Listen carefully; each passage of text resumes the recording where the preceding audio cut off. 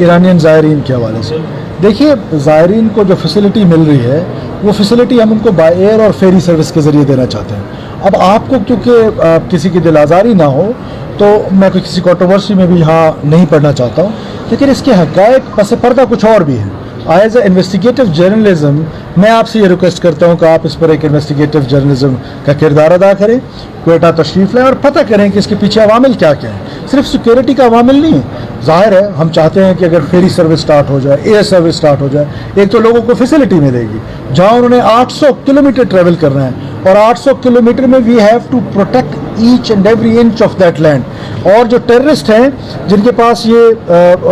وہ ہے کہ وہ کس ایک انچ کو بریچ کریں گے، اور وہاں سے جب ہمارے 9 گول رکتے ہیں وہ آپ میں سے کسی کو نظر نہیں آتے ہیں، بدقسمتی سے جو ایک گول ہو جاتا ہے وہ پوری دنیا دیکھتی ہے۔ اصل میں وہ واحد صوبہ ہے جنہوں نے جرنلسٹ پروٹیکشن کا بل جو ہے وہ اڈاپٹ کیا ہے۔ آپ کیسے سندھ میں پریشان ہیں؟ یہ صرف دیکھیے، ایک آدھ ایگزامپلس دینا، 8,000 10,000 جرنلسٹ تو ہوں گے سندھ میں، آپ ایک کی ایگزامپل دیں گے، 2 کی دیں گے، 10 کی دیں گے، اس سے زیادہ تو نہیں دیں گے۔ آج اگر جرنلزم فری نہ ہوتی تو آپ کچھ اتنے سخت سوال کر رہے ہوتے یا آپ یہ بات کر رہے تھے۔ تو آج پاکستان پیپلز پارٹی نے ہمیشہ محترمہ بے نظیر بھٹو جب واپس تشریف لائیں ایگزائل ختم کر کے تو 2 دھرنے تھے، ایک دھرنا